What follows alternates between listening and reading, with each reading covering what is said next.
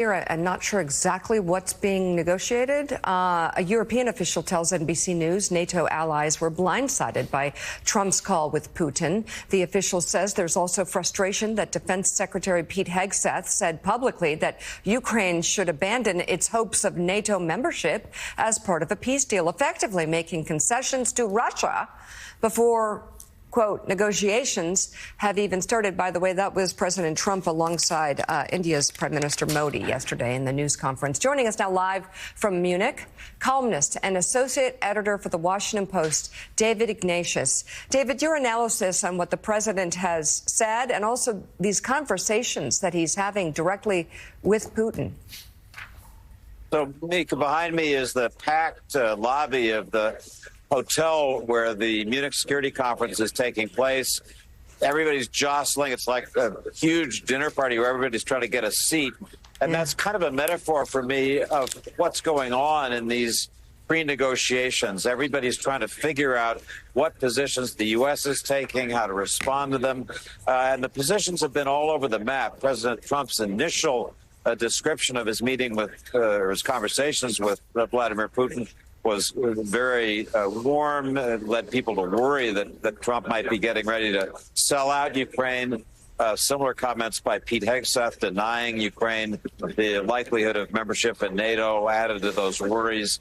In the following 2 days, we've had people pulling back some of those comments to the point that Vice President J.D. Vance said yesterday that the U.S. might want to put tariffs on Russia and might even send troops into Ukraine to guarantee the peace agreement, the very thing that President Trump had said 2 days before wouldn't happen.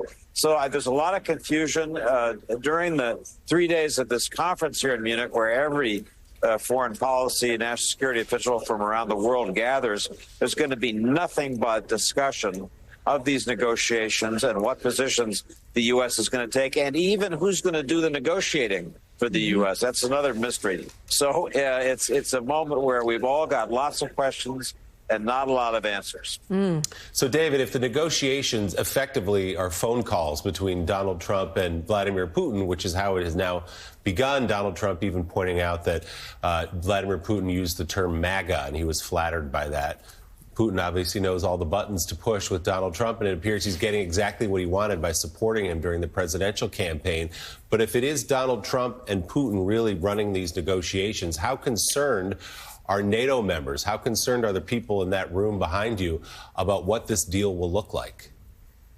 Really, that specific issue of Trump and Putin negotiating over the heads of the Ukrainians and the Europeans, don't forget, it's their security that's at stake here as well, led to some pretty strong comments over the last several days, including from Britain, which said it still is open to the idea of Ukraine joining NATO and pushing back, insisting that Europe has to have a place in these negotiations. It's not just a bilateral discussion between Trump and Putin. So, as I say, this is going to shake out. I think we're in the moment. So often before negotiations, you have a period of jostling, positioning.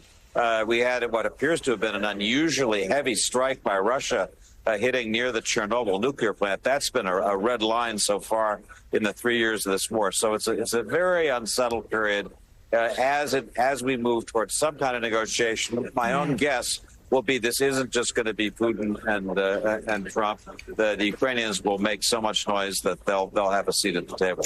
So another piece from the Wall Street Journal editorial board. This one is titled "Peace Through Weakness in Ukraine." It reads in part, President Trump has begun his promised effort to negotiate an end to the war in Ukraine, and the initial signs are discouraging.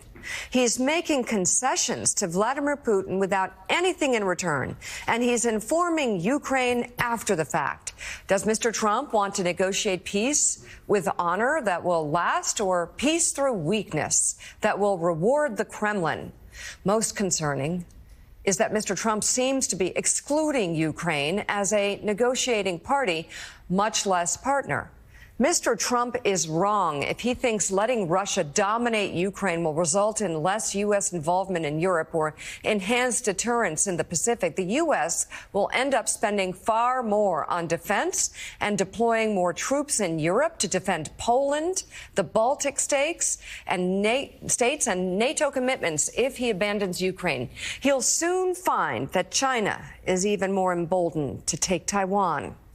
Mr. Trump has to decide if he wants an honorable peace in Ukraine or risk his own Afghanistan or Vietnam. Jonathan Lemire, again, it doesn't sound like a negotiation that involves all parties at all. To this point, it does not. And the latest example of the remarkable deference that Donald Trump shows Vladimir Putin, we saw it in Helsinki. We saw it repeatedly during his first time in office. And now inviting him to the United States, potentially even the White House, and at least David Ignatius seemingly at this moment cutting him out, cutting Zelensky out of these negotiations. We should know, just apparently a few minutes ago at an interview there in Munich, our Senate Armed Services Chair, Roger Wicker, Republican from Mississippi, said that, talking about Defense Secretary Pete Hegseth, who was the one who first said that Ukraine returning to its pre-war borders was unrealistic, and a line that Trump then echoed.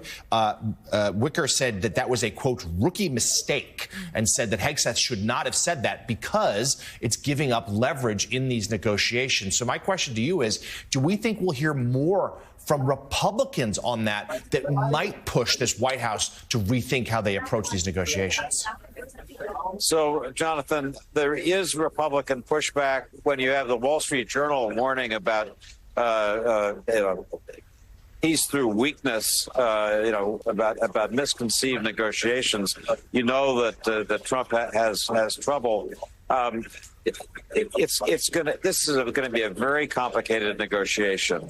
And I think although Hegseth got a lot of criticism for saying that Ukraine may have to make territorial concessions, that's generally been understood really for a year now. This war is at a stalemate. Ukraine has tried to push the Russians back unsuccessfully.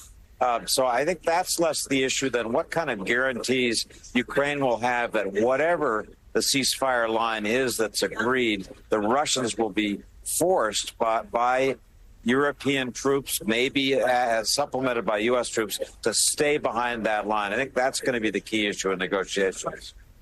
All right, the Washington Post, David Ignatius, as always, thank you so much for coming on the show this morning live from Munich. All right, coming up, our next guest argues the new resistance to